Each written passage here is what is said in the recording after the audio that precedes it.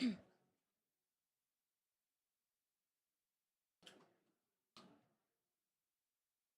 I have it.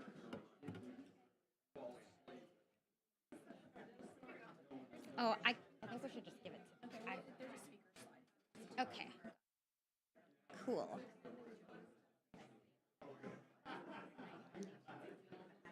Great. Well, hello, everyone. Thanks for joining us here today on COP Nature Day. I'm Jamie Go, Policy Officer at Resources Legacy Fund, and I'll be moderating this panel on harnessing the power of nature in achieving 1.5. I'm from California, where we just passed legislation enacted making a statutory commitment to protect 30% of our lands and waters by 2030, or 30 by 30. We also have a framework for advancing nature-based climate solutions that prioritizes biodiversity while meeting other climate goals, and that's been codified. But I think on a grand scale, biodiversity protection and conservation are still largely often viewed as separate from other efforts aimed at addressing the climate crisis, despite the fact that in reality, they can actually play a really significant role in it while creating other benefits. So with me up here are Carlo Fata, Biodiversity Director at Alliance of Bioversity International and CIOT, Nathan Henry, Program Director at U.S. Climate for Nature, Jad Dali, President of American Forests, and Christina Snyder Ashari will be here shortly, who is Tribal Affairs Secretary in the Office of California Governor Gavin Newsom, to speak to the nexus between nature and climate and the support for utilizing nature-based climate solutions, examples of implementation of nature-based climate strategies in agriculture, reforestation, and urban forestry, and the role of leadership and leadership of tribes in implementing nature-based solutions and strategies, particularly in California. So I'll hand things to Carlo first, who guides Alliance for Biodiversity's research to speak to that nature-climate nexus and how nature can be leveraged as a climate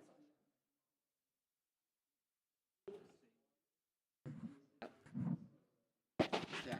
So thank you very much, and it's really a pleasure and an honor to be here. As I was saying, as I was introduced, I'm a director for biodiversity for food and agriculture, and I'm also leading a global initiative on nature-positive solutions for sustainable agriculture.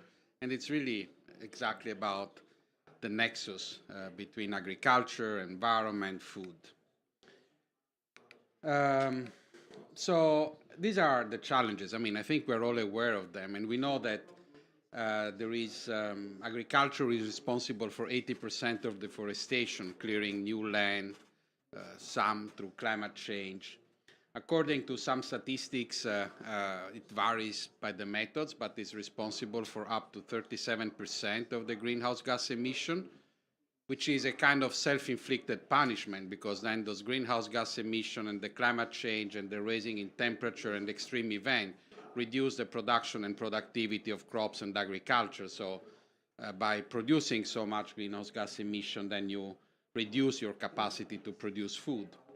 And it's also responsible for 86% of species extinction, according to IUCN and the CITES report, directly, indirectly, part of it, of course, through deforestation, and then the extinction of all the species inhabiting, but also pollution, for example, of water body. Dead zone in the Gulf of Mexico is a good example of how agriculture can negatively impact on biodiversity. And we need to reverse the trend, and we don't have so much time to do that. We need to reverse the trend because otherwise, if we keep reducing the capacity of the system, the ecosystems to deliver on food, then we will end to a point where food production will be significantly compromised. Nature is not able to work any longer. And I think we need to start reversing the trends by 2030. So that's, according to studies, is where you need to start really getting to the bottom point until you start recovering. And we are in 2023, almost 2024, so time is not much, given that we are still talking, and very little walking, and we need to start walking the talk a little bit more. And when I talk about the talking, there are a number of things that are really significant, but we could be used as a leverage to start the walk. And one positive thing is that the climate change COP it start talking to the CBD COP and vice versa, because as we said, the climate and the biodiversity has been, and I really appreciate your point, they are kept separate. Food, environment, no, we need to intensify, we need to use improved varieties, fertilizer, and on the other hand, we need to protect 30% of the forest by 2030, and then what happens in the remaining 70%, well, it's a matter of for agricultural people, and environment should not be concerned with that, which is obviously not true. And there are a few things that I would like to highlight. So you have this declaration of the COP28 with maximization of climate and environmental benefits of food system, containing, reducing, and reversing agricultural harmful impacts. Hopefully by 2030, we should start really reversing.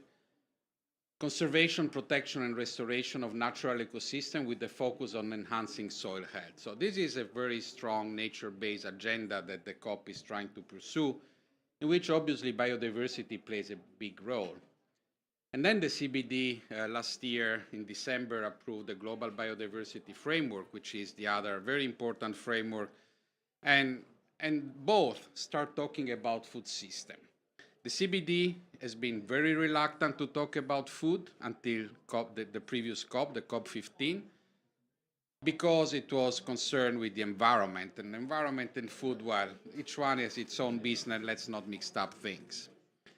And the climate was also reluctant to talk about food because that was not, it was more about the energy, the transport, but food was never seen as a really major, it was known, but it was not, it was politically too sensitive probably to go into those.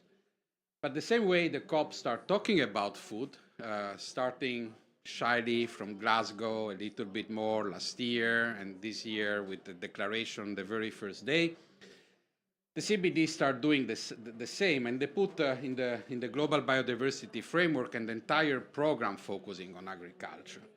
Target 7 on damaging chemicals, some of which have very significant climate impacts. Target 8 and 11 on minimizing impact of climate change on biodiversity with nature-based solutions. Target 10 on sustainable and biodiversity-friendly agriculture. Target 11 on ecosystem services, including climate regulation, and Target 19 on optimizing co-benefits and synergies of finance for the biodiversity and the climate crisis. So really the ambition is to link the two and hopefully to arrive at the point of the joint implementation of these different programs. And my concern, what I do daily, it's really to try to look at, there is the 30 by 30 goals, and that is very ambitious, and it's a very significant goal, but as I was saying earlier, is what do we do with the remaining 70%? So this is an area on the Amazon, and of course you want to conserve that Amazon part, but then when you look what is happening around that, it's very destructive and very damaging. And at the end, we all know that the Amazon can be reaching a tipping point whereby it cannot recover anymore at some point, no? So how can these buffer zones in those 30 by 30 can be managed in a nature-positive way that can contribute to the integrity of the protected areas? We need to work on the proximity of this protected area to ensure nature-positive land management, and we need to have production in those areas. There is a demographic trend, population is growing, and at some point, unless you really manage to have a system whereby you manage to have sustainable production, they will encroach on the protected areas because they need food, they need to have resources to keep their families.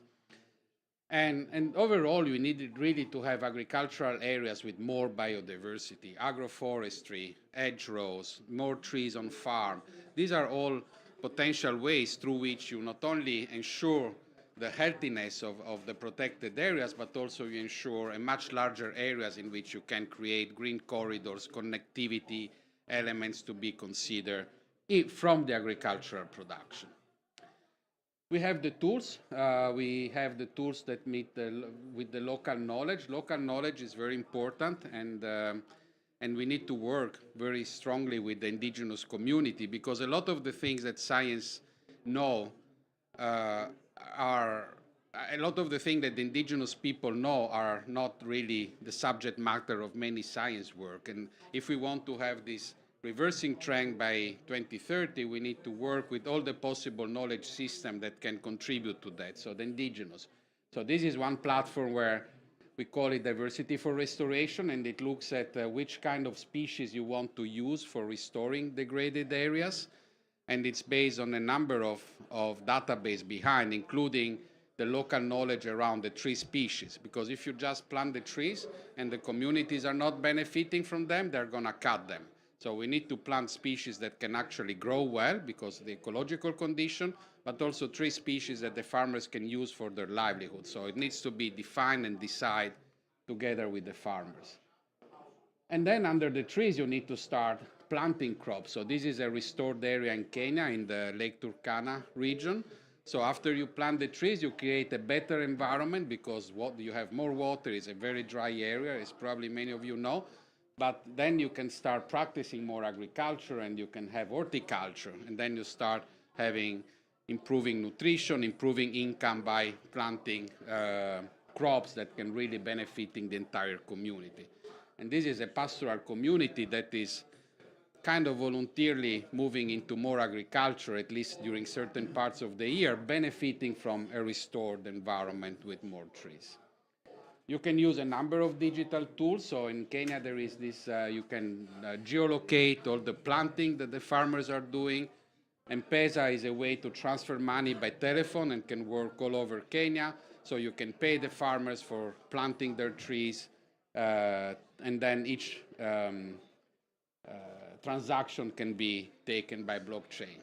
So you can really use the traditional knowledge. As I said, some of the species have been selected by the farmers. You can combine the research and the capacity of modern technology to really work together to benefit the farmers through the payment, telephone payment, but then also really be able to monitor through digital app how the restoration, this regeneration of forests is actually taking place.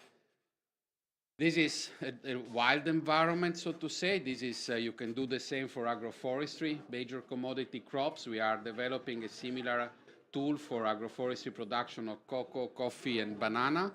And so that you can really start producing in a kind of deforestation free approach, using, once again, combining traditional knowledge with research.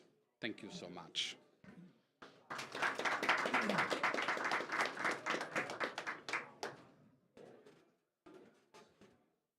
Thanks, Carlo. And I'm going to go ahead and then hand things over to Nathan, who works with a pretty big coalition of organizations to ensure natural and working lands are integrated into the overall strategy to combat climate change.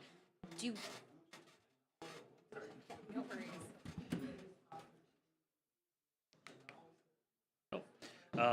Sorry, close up of my face there. My name is Nathan Henry. I am the program director for U.S. Nature for Climate. And so we're a coalition of 28 organizations that are dedicated to advancing implementation of natural climate solutions in the United States.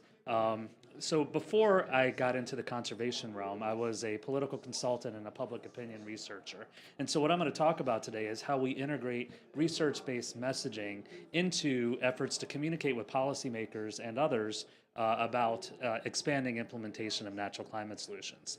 And so one of the things I learned as a political consultant is you could have the best message in the world, but if you don't execute it effectively, if you don't communicate it effectively, it's not particularly worthwhile. Likewise, you can come up with a beautiful video, but if there's no message in the video, if there's no clear message, you might have a very entertaining video, but it probably isn't going to be a very persuasive video. And so one of the things that we've done at U.S. Nature for Climate is we've done research to develop a message and then integrate that message into our storytelling efforts. It was back last May. We interviewed 1,000 registered voters in the United States, and we just wanted to get a sense, first of all, on whether they favored or opposed expanding implementation of natural climate solutions. We assumed coming into the survey that probably most Americans had no idea what natural climate solutions meant. So we read them a definition, a short definition. Their actions that reduce emissions and increase carbon storage in forests, farms, grasslands, and wetlands. And we provided a list of practices as well. Efforts to expand these practices could be supported by laws and public funding approved at the federal, state, and local levels. And we asked whether they would support or oppose expanding implementation of natural climate solutions. One of the things that we found is overall, 92% said that they would favor expanding implementation. Only 8% opposed it. Now, everybody knows in the United States that climate change is one of the most politically polarizing issues that we have, where there's one party that's very pro-climate action, another party not so much. But on this issue, there's actually a significant degree of bipartisan agreement. 86% of Republicans, 95% of Democrats, and 95% of independents all believe that there should be more funding for natural climate solutions implementation.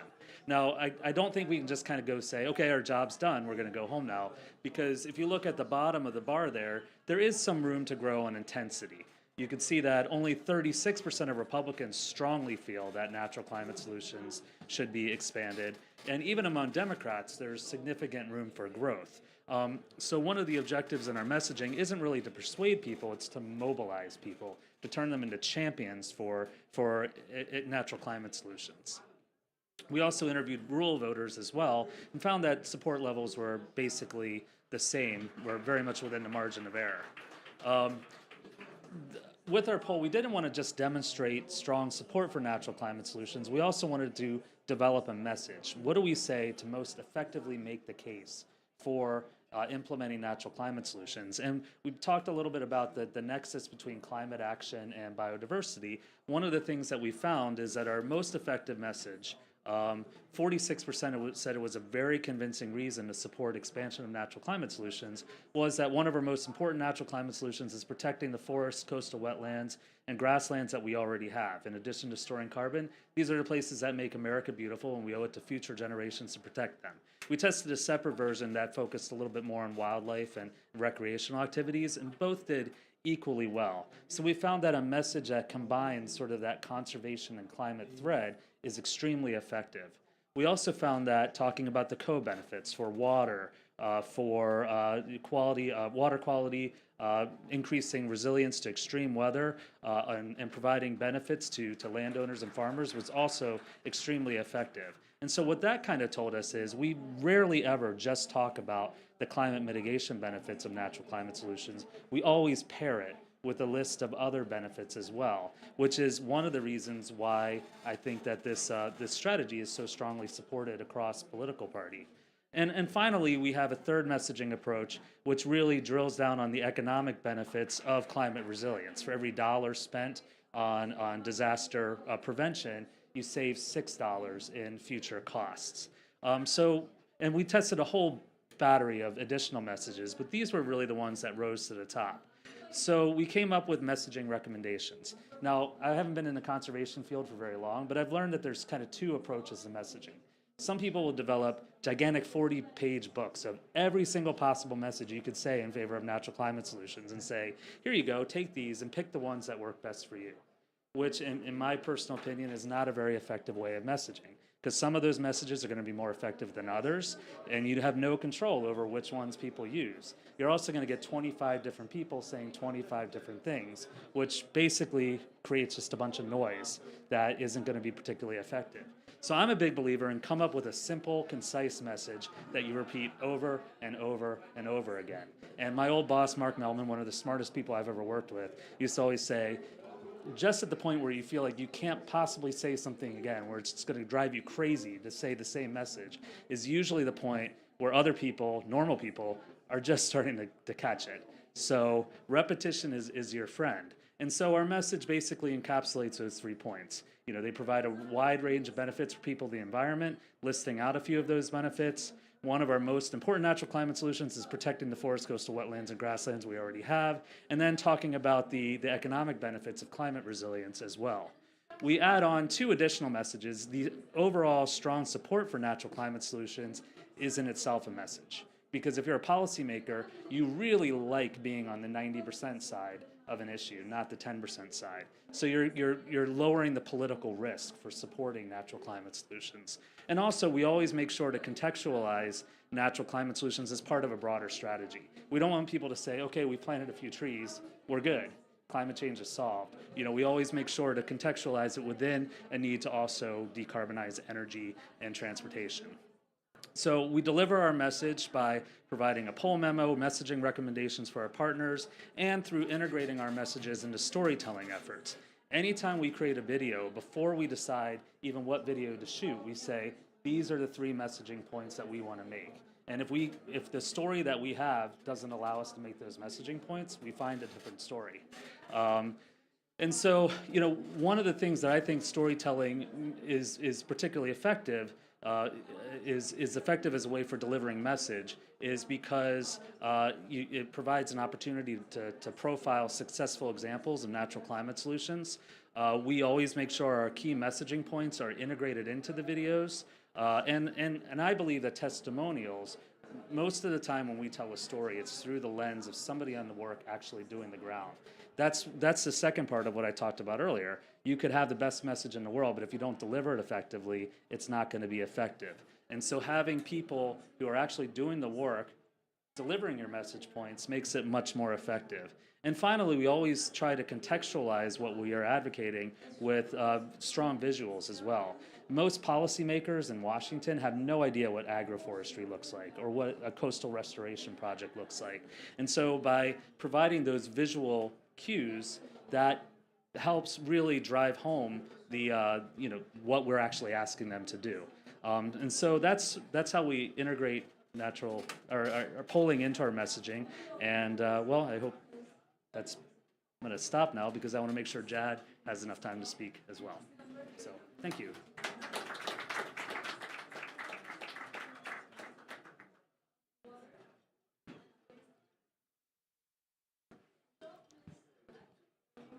A lot of words have been spoken by this point in COP, so I'll try to use as few as I can to convey what I think are a couple of key lessons that we've learned about how to effectively convey the impact of natural climate solutions and bring people along with us. One quick question. How many people here support natural climate solutions? Raise your hand. Who's here to trash natural climate? You hate natural climate, so you're a skeptic. You're looking for evidence. Okay, I didn't think so. Great. So this is a locker room meeting of us who want to advance this as a solution, and so I want to talk about some particular approaches to bringing people along that are interactive. First thing is defining the nature of the opportunity in a way that people can actually see it themselves. So this is a tool that called the Reforestation Hub, and yes, permission to multitask. Reforestationhub.org, you can look it up on your phone.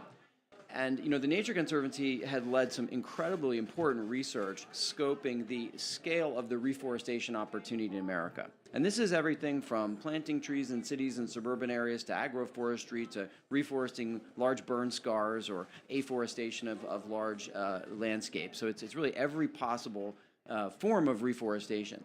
And so it was great research, but we really came to feel that the reforestation movement needed framing that people could go and explore and understand and kind of kick the tires on this opportunity. So we took this research and we built something called the Reforestation Hub. So you can actually search this data county by county. You can see the different types of reforestation opportunity. You can see carbon calculations. What if we did that particular piece on that particular part of the land base? So it's a really powerful decision support tool. Now, this isn't something you're going to design projects with. It's not intended for that. But for policymakers, for those kind of engaged citizens and stakeholders we need to involve, and other kinds of audiences that actually have impact on our ability to move forward, a tool like this is just it's kind of the Goldilocks amount of information.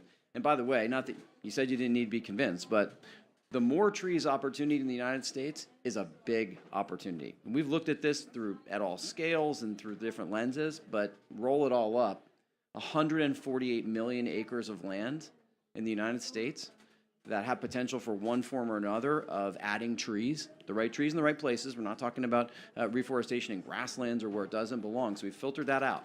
But appropriate, ecologically appropriate reforestation opportunity, 148 million acres. If we did all of that, we would increase the power of we would increase sequestration, annual sequestration in U.S. forests by more than half.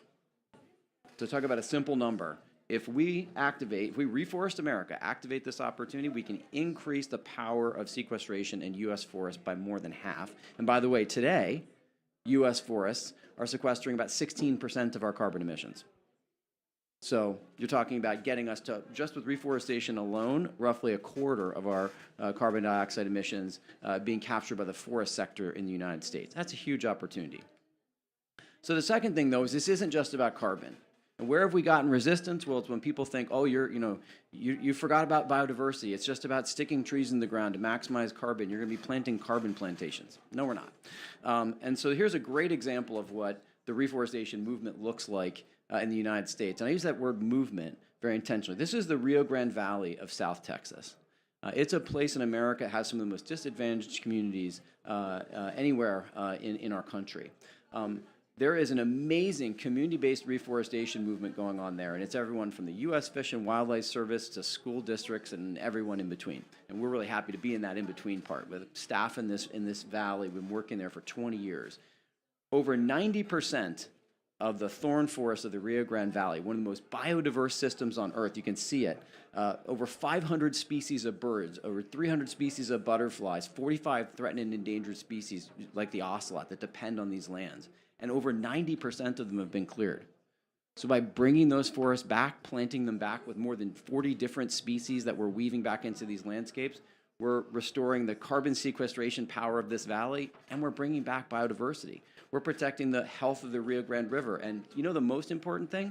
I was out there with 1,000 plus of my best friends for something called Rio Reforestation Day. It's the biggest one-day reforestation event in America.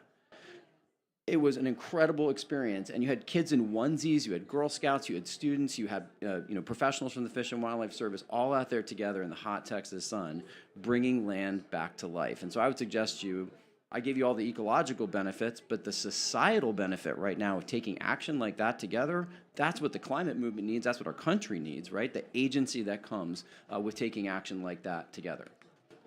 And then lastly, some people say, oh my gosh, what about the seeds and seedlings? Or are you going to put the right trees in the right places? And just to be super clear, our organization has honed in partnership with the U.S. Fish and Wildlife Service, the U.S. Forest Service, and other high-powered government agencies and thought leaders in this field, a 9-step supply chain model for how we get the right people at the table, how we get climate-informed and biodiversity-informed reforestation plans in place, and then we attend to every single step of the supply chain, from collecting the right seeds and growing the right seedlings that actually match our science-based plans, all the way to developing projects and not getting hung up on stuff like the paperwork, which sometimes becomes a paper bottleneck in actually going to the scale of 148 million acres of forest. We're going to activate on this full opportunity. We have to work in some of the hidden places that hold us back from reforestation at scale. And look, when you do work like this, the money will follow. And I'm so proud that, in the bipartisan infrastructure law and the Inflation Reduction Act, between those two measures, we've secured billions and billions of dollars. For example, the Replant Act is a provision that we got in the bipartisan infrastructure law. It provides a 10-fold increase for the U.S. Forest Service to do this.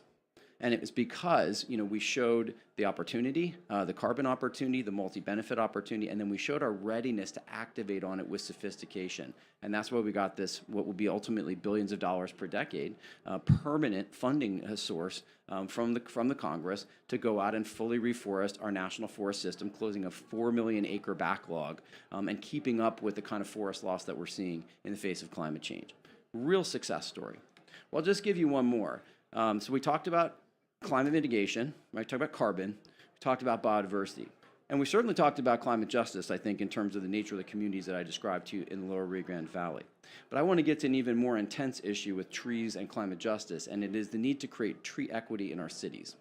Because a map of trees in any city in America and around the world is a map of income, and it's a map of race in ways that transcend income, and once again, we proved it and put it on the internet. Permission to multitask. Check me again on this one. treeequityscore.org. Look it up. And we mapped every urban neighborhood in America using a standardized approach.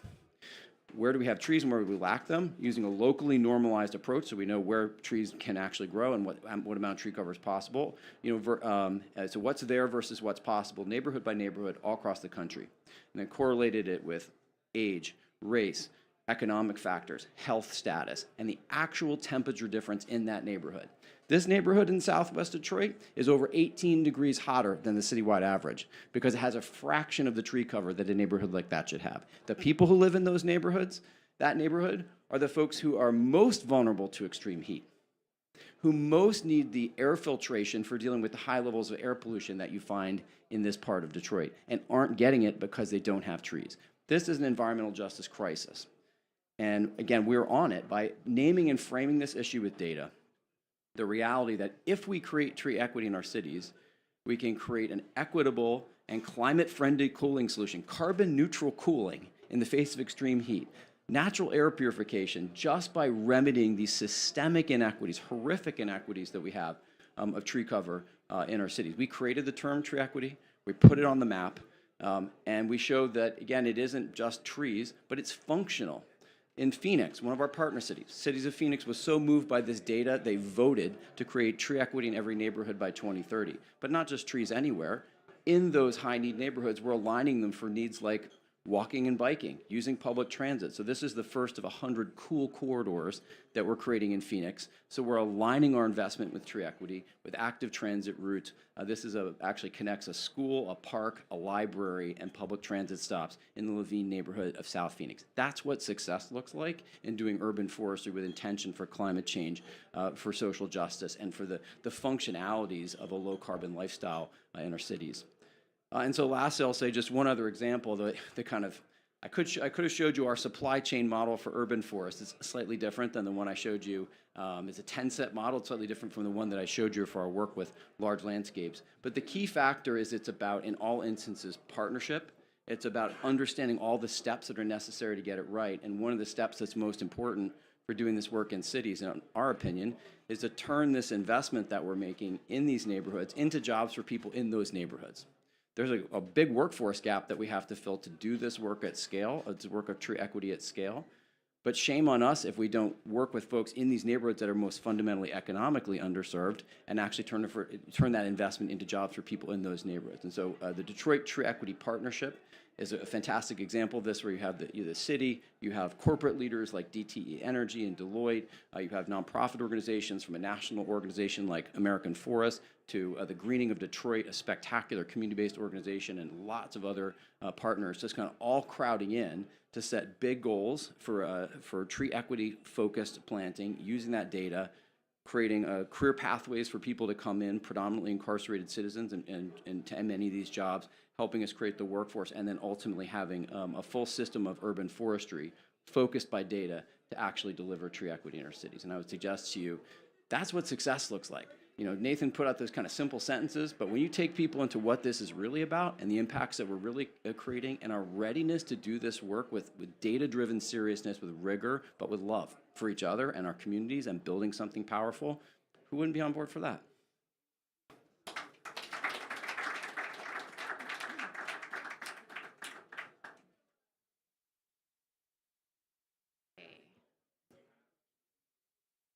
Just gonna set everything down. This one? Okay. Set Kamaya. Hello, everyone, and my apologies for being late. My name is Christina Snyder-Ashtari, and I am the Tribal Affairs Secretary for Governor Gavin Newsom in California. And today I'm going to talk to you about some of our nature-based solutions and 30 by 30 programs, where we're really centering tribal solutions and Native people in restoring that relationship to the land and making sure that that we're leading with our values.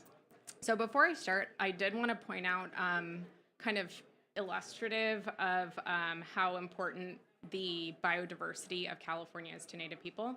My earrings right now, if you'll notice, are dentalium. Those are shells from California. This is a native scarf, which demonstrates all of our native plants from California, and it's made by a native designer. I can share the name after. But really, what I wanted to highlight is that it's not just sustenance that we rely on. It's our origin stories. It's how we deck ourselves out. It's our regalia. And so everything about the biodiversity in the lands of California is significant to California Native people. So I'm going to go into a little bit of how we've done this and what our approach is, because we didn't start with an approach of 30 by 30 or nature-based solutions. We started with an approach of an acknowledgement of the history in California, and then layered on 30 by 30 and nature-based solutions as a logical step toward reconciliation. So I'm going to start with one of the foundational executive orders in Governor Newsom's administration, which he issued in his first 6 months, which is N1519.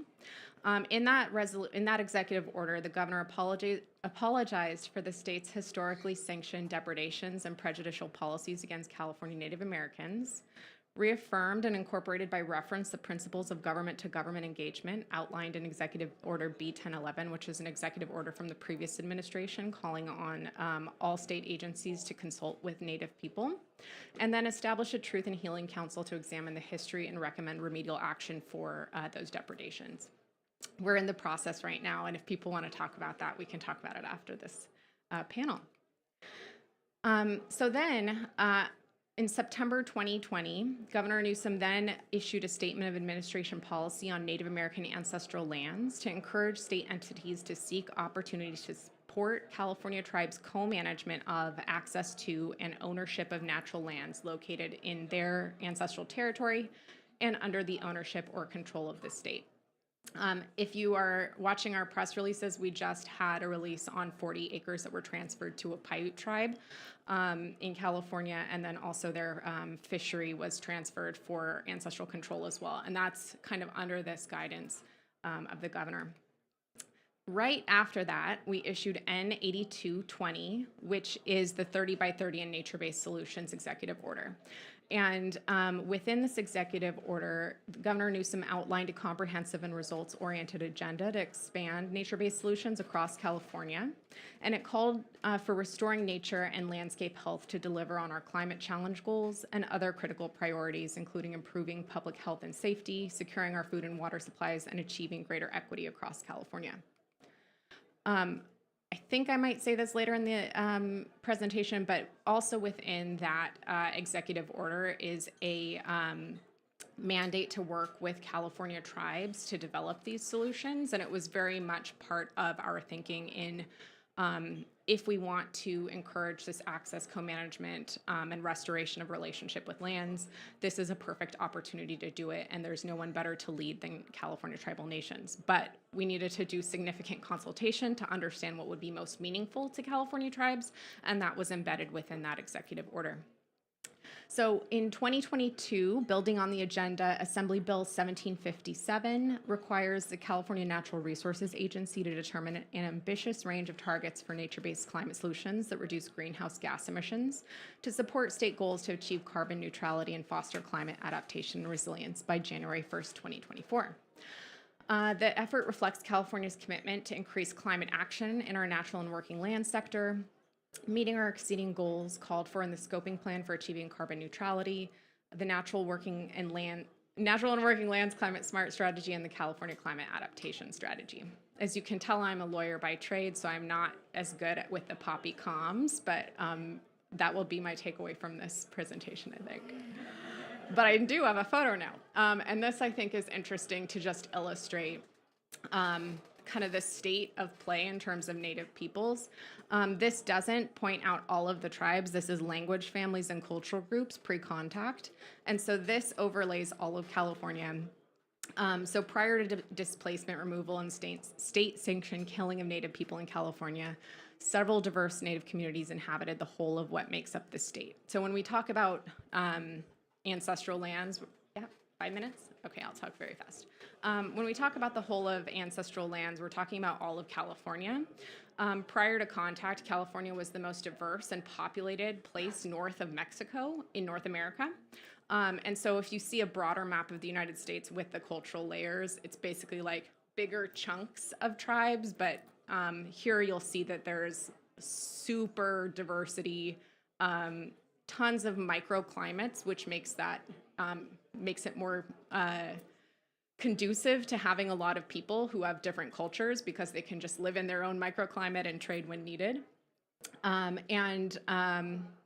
Of note, at the beginning of statehood, the California legislature outlawed many of the land management practices used by Native people since time immemorial.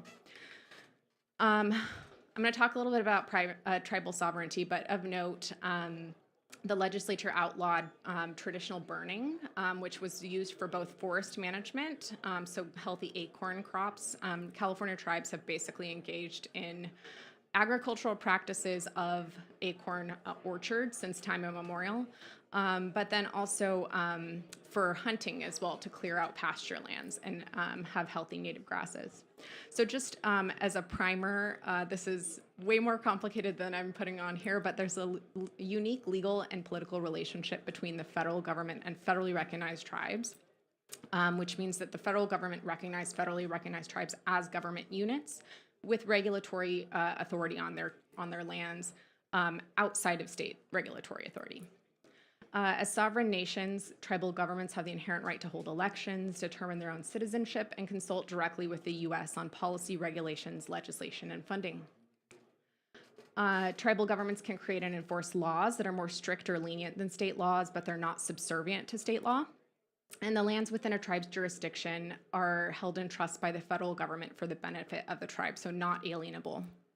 In general, state law, including taxation and environmental regulations, cannot be applied on tribal lands. Outside of trust lands, land is subject to state and federal laws. So when we're trying to do cohesive, coherent policies, it's in our best interest for us all to be working together and to engage in that broad-based consultation. Because tribal governments don't necessarily need to work with the state, tribal-state relations have not always been prioritized by the state. But over the last several decades, tribes have successfully advocated for increased tribal consultation on issues that might affect their interests, and the state has seen the value in engaging with tribes. Given the urgency and disproportionate impact of climate stressors on tribal communities, each of our climate solutions includes tribal leadership at its core. I think I have like 2 minutes now. Okay. So this is all of the tribal governments throughout California. There are 109. It's the second largest number of tribes, second to Alaska, are located in California. So tribal governments continue to be located on trust lands throughout California, though often in locations that are not their original homelands or are adjacent to, and it typically a fraction of the land base. So there's one tribe that has like 5 acres. There's some tribes that are effectively landless. And tribes tend to be located in areas with high vulnerability to climate stressors, including extreme heat, wildfire, drought, and flooding, and are uniquely situated to address these issues using tribal expertise, traditional knowledge, and government resources. And if we can help them build that capacity, they can be the leaders in what, if you see the map, are typically pretty rural areas of the state that don't have a lot of funding or capacity. So per the executive order, California is leveraging nature-based solutions to achieve our climate goals, including forest management, resilience projects, carbon sequestration and storage, water resilience and land, and habitat restoration. There's $100 million set aside for tribal nature-based solutions out of this program, and that was done after a significant consultation with tribes. So that can support ancestral land return, tribally led nature-based solutions projects like traditional burning, co-management, biodiversity projects. And then we've got, I'm going to just list a bunch of things that we've done, but it's our Ocean Protection Council approved disbursement of $1 million to establish tribal small grants program for Native tribes to advance conservation management and stewardship. We also established our goal of 30 by 30. I don't think I need to explain that to this group. But there's a commitment to partner with California tribes in reaching the goal, including ancestral land return, co-management, and increased tribal access. I'll just move quickly because I think I'm out of time, but we can share these slides and folks can take a look. Among other highlights, we've awarded 5 California tribes a total of $10 million for Youth Conservation Corps so that we can build out that capacity for future generations. That includes career pathways, TEK, tribal land resource management training, $19 million for 13 tribally led wildfire resiliency and forest health projects, $1 million for tribal projects converting forest waste to carbon negative fuels, so biofuel and biomass. And then our water plan also integrates tribal knowledges and tribal leadership. So I'll stop. And I sped through it, and I'm happy to share my slides.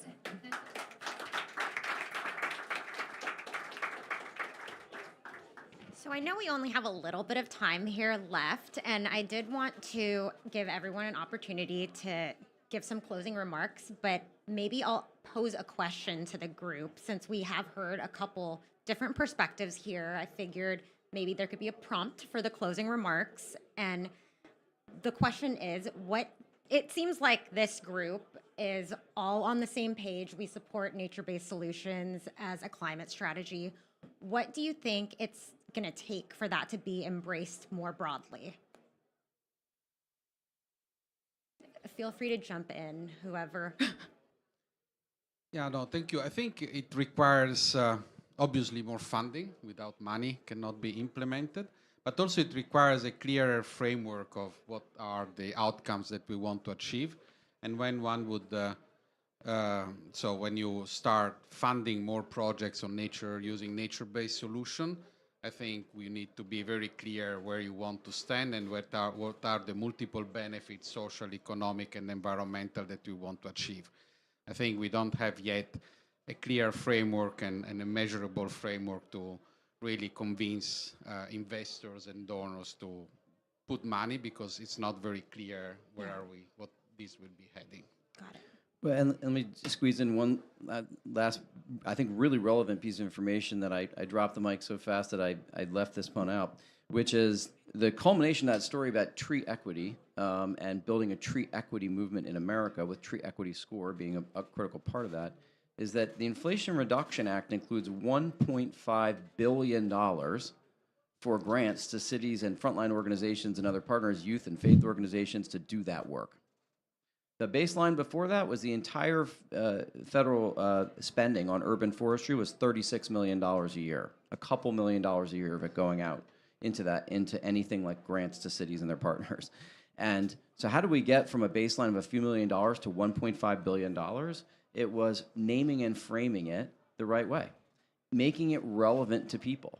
And having amazing champions, and Senator Cory Booker, wherever you are, thank you, who a former mayor who really played a particularly critical role in educating others that this is life and death infrastructure, not scenery in cities. But from where we were to where we are now is proof positive. If you name and frame this the right way, if you give people access, I mean, Tree Equity Score, we could have done that in a way you needed a computer science degree to use it, and it would have done more stuff. But the point was, we wanted to make it, we actually have school students using it, and we have the White House using it, and so, but it works across that gradient. We just launched Tree Equity Score in the UK actually this week, and it's taking off because it's just in that sweet spot of information. But I think, to me, it's about words matter, stories matter, narrative matters, relevance matters, and giving people a way to touch it, and not just telling them, hey, we're doing this for you, but bringing people into it in ways can unlock potential beyond anything we've ever imagined possible.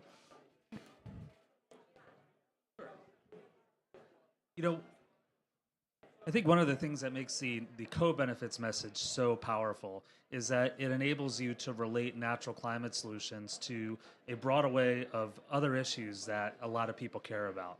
So you might have a conservative community along the Gulf Coast that maybe doesn't even believe that climate change is real, but they very much believe that hurricanes are real and are going to support coastal resilience strategies that also happen to have climate mitigation benefits.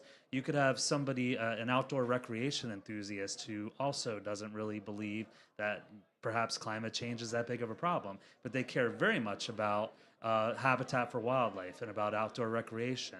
And so a lot of the things that you do for climate mitigation also have habitat benefits and other benefits for recreation enthusiasts. So I think that the co-benefits message really enables you to build a broad coalition.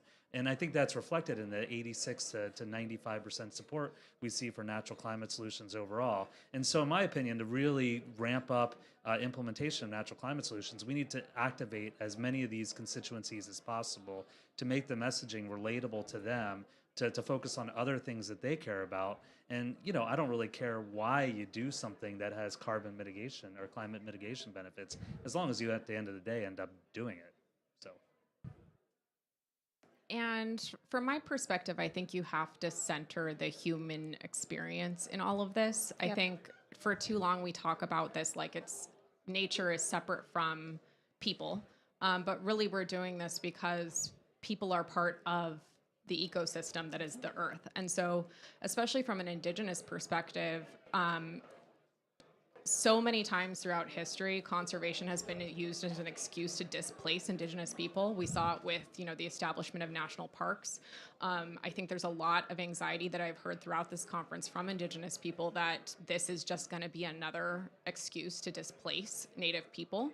But understanding that people can live in harmony with nature, and that nature is actually our habitat, I think will be, at least from the indigenous perspective, the key to getting support. And I think it's kind of what my co-panelists have mentioned too, is it's also, if nature-based solutions mean that the bread I'm going to buy is going to be cheaper because we have more sustainable agribusiness, and if it means that I can go and enjoy myself on the weekend and have better mental health outcomes, I think it's centering that experience versus kind of talking about it as an other or a separate. Right.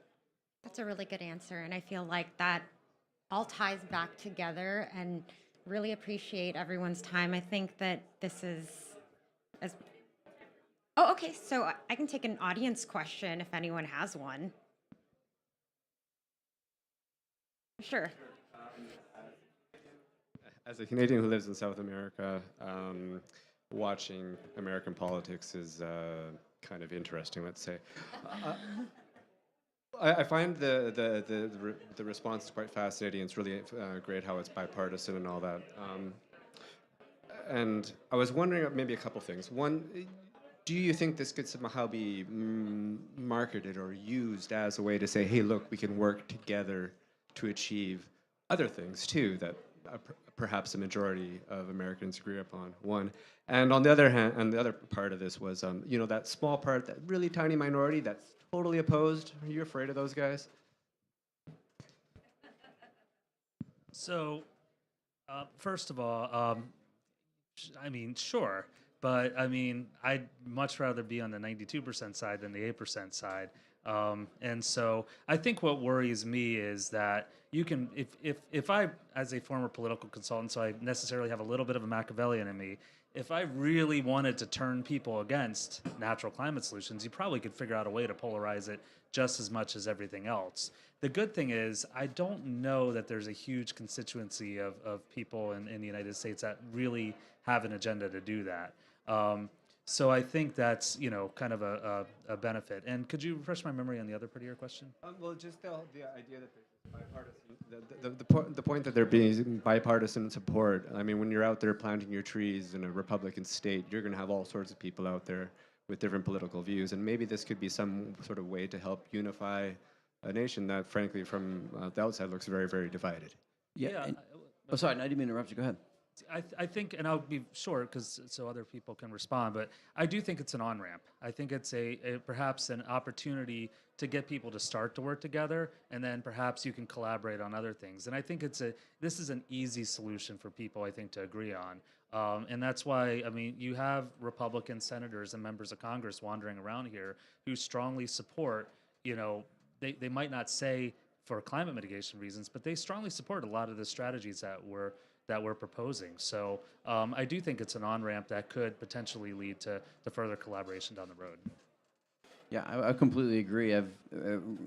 We have a phrase, one nation under trees, and I've written a lot. You can build a bridge to climate consensus out of wood. Different ways of putting it, but the bottom line is the fact that we agree on this means we agree that we're doing something on climate change. And I would argue that's just a functional change from should we be doing anything on climate change. If you're willing to actually say you're doing something in the name of climate change, you're effectively saying we have to do something.